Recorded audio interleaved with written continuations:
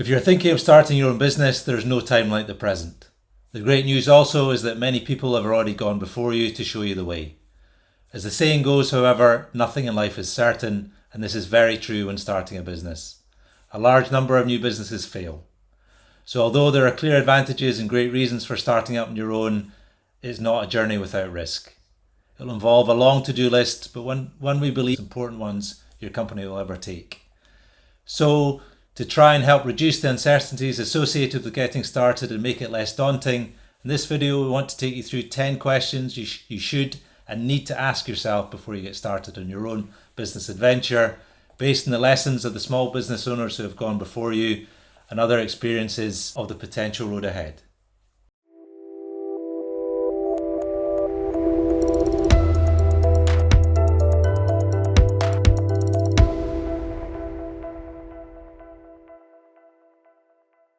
Now, there's no question that getting started in a business is one of the hardest things to do. However, given obviously our name of our channel, we would think lots of people in the business world overcomplicate it. However, saying that, I think what we want to run through here is sort of very practical 10 things that we think any business should look at before they get started. Yeah, I mean, that's our whole aim, is to make sure that you're aware of the things that every business has to overcome, or every entrepreneur has to overcome to start a business, and it's a long list of things. I'm not pretending, as you said, it is hard. There's a lot to be done. There's a lot to be done in a short space of time. The business owner, the person launching the business, is going to be feeling really energized and frantic and wanting things done quickly. And what we, try to do through all our videos is help people, see the hurdles that might be coming up ahead of time, so that they can be ready and cross those and launch their business as fast as possible, and reducing their own stress levels in the way. And as you say, we don't need to overcomplicate it. There are certain things that have to be done. There are certain best practices that are, maybe don't have to be done, but are best practice. And that's what we hope our videos help people with. And this applies to any business, any sector. We should be running through this. And number one is obviously an idea. You need an idea. Yeah. To get going.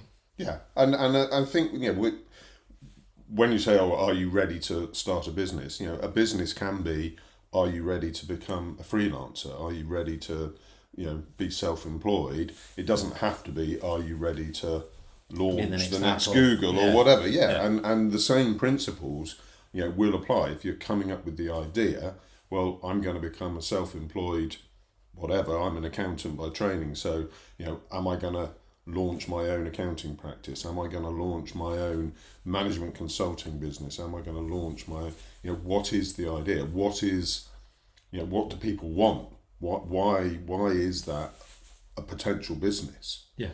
And it can be something related to what you're doing just now, or thinking of a problem you want to solve. If you don't have one, it's finding a problem to solve. That's usually a good way to find something. Yeah, finding there's a problem that people need solving. There's other, and it's not being addressed at all or well by other people. There's a gap in the market. Then yes, there's an idea for doing it. And the next thing is, why are you doing this?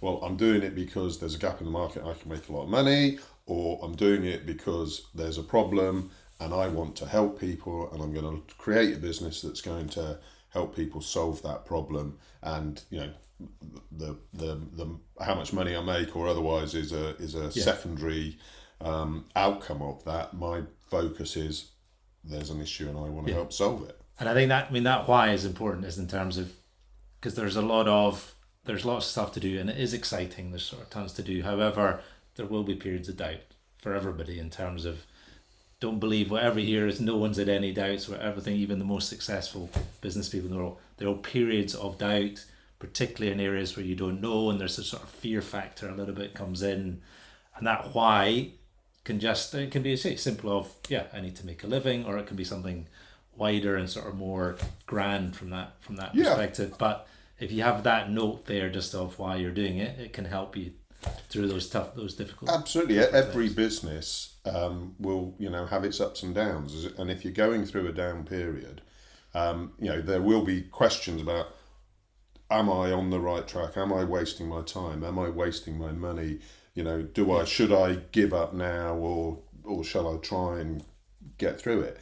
And if the why is clear, and particularly if it is, that there's a altruistic why that you're doing these things, then yes, that can help you just keep going.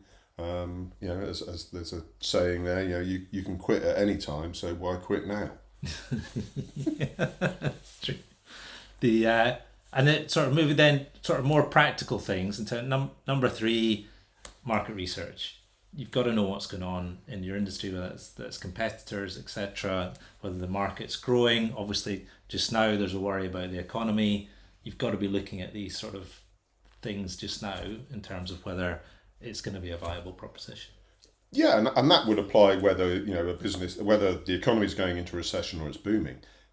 Certain businesses will do better in one of those types of economies. There will be businesses that thrive during a recession because they are addressing a current issue and addressing something that's solving some other problem.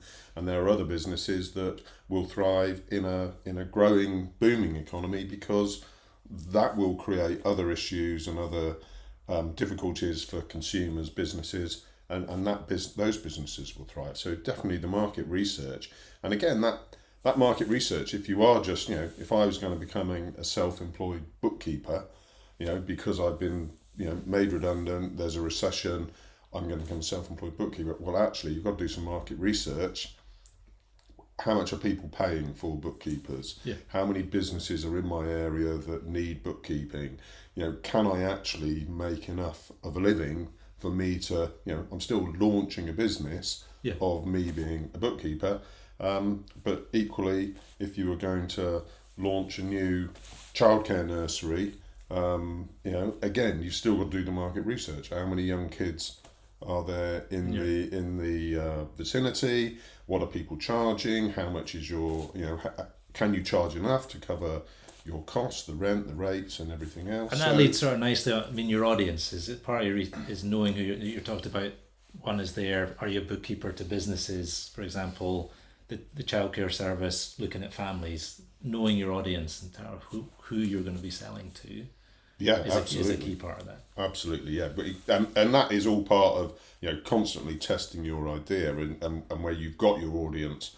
Again, depending on exactly how big the business is, how big an investment it is, but it might be focus groups, and I think we've talked about that before, where having a network of people, of going out and testing your idea. Yeah. So it might not be a focus group in the way of having people sitting around in a circle talking about things, but going out and talking to local businesses about bookkeeping. What do they currently do? How better could they be served? Or going out talking to young families. How are they coping with childcare? What would they pay? What are they looking for? What do they need? So again, I think it applies to every size of business, every business idea. You need to go out and do some. Now it might be, I'm going to be a self-employed bookkeeper. I speak to 5 businesses. They all want someone 1 day a week. Hey presto, I launch my business and I'm fully occupied straight away. But equally, that might not be the case. I go out and speak to 5 businesses and they all say, no, we all do it ourselves now these days on Xero or ClearBooks or whatever. And so then you'd go, well, I better talk to more people, and that's still. And it's speaking to the right people. And I think people get a bit of, and everyone's the same. I don't want to be either. Someone's going to steal my idea in terms of, which is not something. You've got to get out and test it. Sort of remind.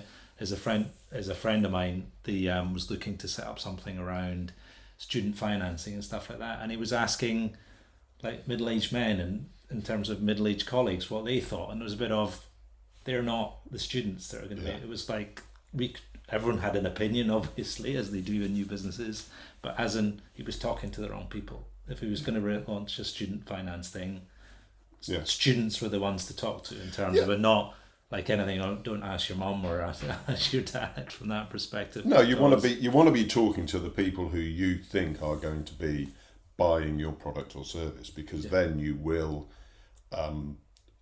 create and tweak what you're offering and how you're going to do things. So take my bookkeeping idea. That if that was a thing, you say, well, actually, what people want, because I'm talking to local businesses, is someone to come round once a week and do their books. Or I don't ever want to see the bookkeeper. I just want to scan stuff in, email it to whoever, and someone could be anywhere in the world, just do the bookkeeping and send it back. If you haven't done the market research, you launch a business saying, I'm going to turn up once a week at your premises and do your books. If no one wants that, you're gonna fail. So I've got the business idea of doing bookkeeping because it's a skill I've got and I need to earn a living, but how exactly I do that will come through market research, focus groups, talking to your target customers. Yeah, and that sort of leads nicely on to 5, and that will help you be clear on what you're selling and how, and sort of picking up on your bookkeeping thing there of, you might have had an idea what you were selling, but then talking to people and through your mind, it becomes a different thing necessarily. And how is, you've got to know that channel. Is it, you've got to be face to face with someone? Is it all online? It's going to be fine from that perspective of these sort of steps beforehand will give you that clarity of the what and the how. Yeah, and that might give you that gap in the market. The local bookkeepers, no one else is doing it online, and the business owner is, it's all right, Payne, every Thursday I've got to be available to let them in and hand over the invoices and, download the bank statements or whatever it might be. If only someone would do it remotely, and that might be the gap in the market. So it doesn't have to be a new thing. It can just be doing something better than people are doing just now.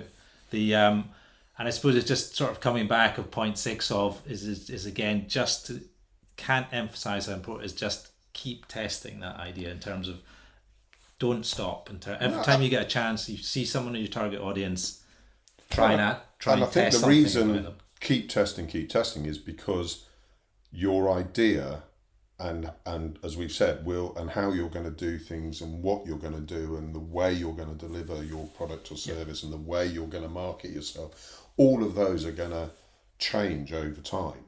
You're not, no business just starts, this is how we do it, we're never going to change. So even pre-opening or pre-launching, how you're going to work and what you're going to do and the way you're going to work will evolve. So therefore, you need to keep going back and testing and going back to them and saying, you said you wanted it remotely. Well, is that going to look like this or does it look like that? And again, you just need to keep testing that the way you're proposing to offer that product or service is what the audience want. You haven't misunderstood something. Yeah, and you can test names, you can test company names from that perspective in terms of getting the business name right. These are all things as part of it that you can do. And I know from personally, it was something I really struggled with in terms of I focus far too much on product from that point of view.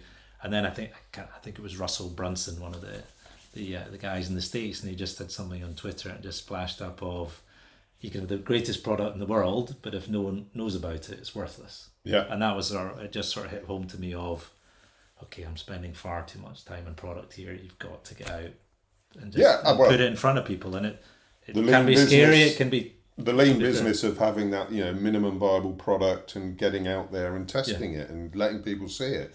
And, sometimes that can be admitting this is, a beta thing and we're going out and asking people what they think of it. Or it could be, we're not going to admit it's a beta test, we're going to launch and let's just see what happens. And we might upset a few people, but we're going to learn what customers really think of what it is we're doing. Yeah. And then just sort of moving on to practical stuff of 7, knowing where you're going to run the business from. Are you going to run it from just a little room in your house, or are you going to get started? Are you going to take premises? Obviously, if you're more on sort of hospitality, then you're out looking at premises from that perspective. It will vary depending on the businesses, but knowing where you're going to run it from. Yeah, and these days there's, the pandemic obviously changed things for lots of people, but there were many businesses that were virtual before that. There's just even more now. So where you're going to run it from, because where you're going to run it from may limit or expand the pool of resources. So, if you need people, do they all need to come to wherever it is you're going to run the business from?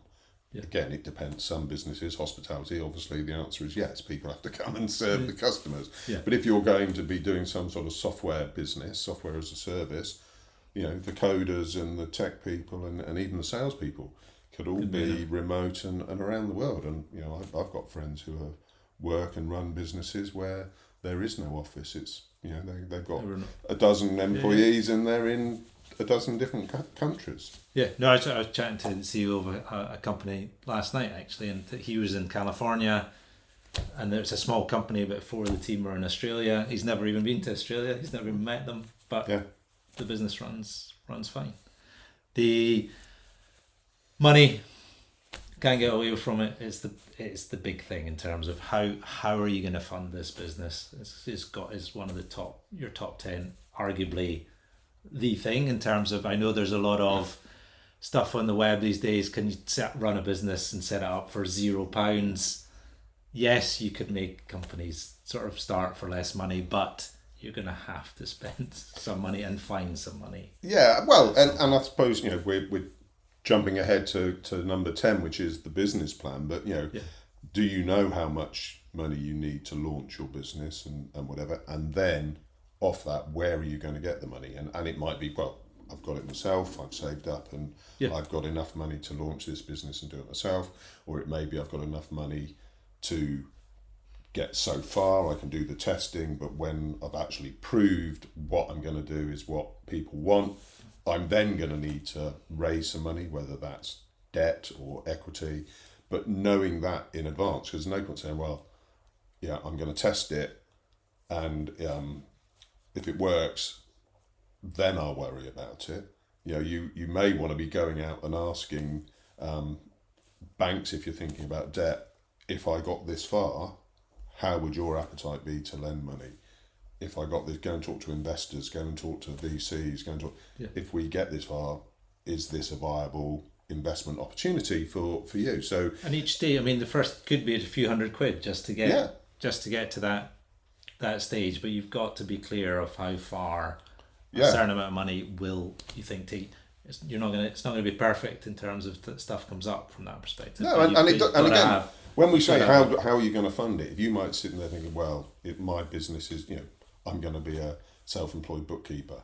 I'm using that as an example because it's simple and just use that all the way through the video. But again, if you're going to do that, you're going to need a computer. You're going to need to have certain software that you're going to subscribe to. You're going to need presumably some sort of a scanner, a printer.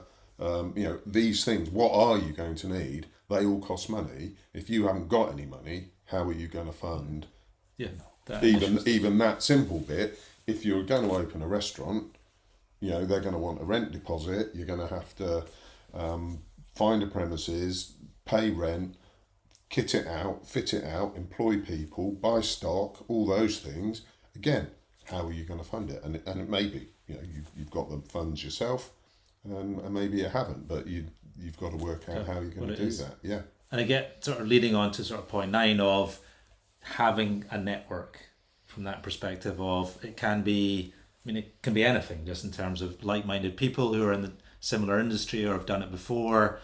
We talked about bigger like accountants before. Do you really need an accountant? And you can check out our other video on that, which we'll put the link to up here, I think it is. But just you can start to build a network, and it's a key thing to have in terms of hopefully it's not just you and your own, and there are other founders and people involved, but there's a wider network that you can draw on. I think go back to what we said at the beginning, there are certain things that every business has to do. There are certain things that are best practice for businesses to do. And having people who have been there before, done it before, and are able to help you. It's like we said at the beginning of the video, starting a business, there's lots to get done. It is difficult, it is hard work, but it isn't necessarily that complicated. And especially if you have someone to guide you and help you through that. So as you said, whether that is an accountant, whether that's a lawyer, but whether it is just friends, family, other people,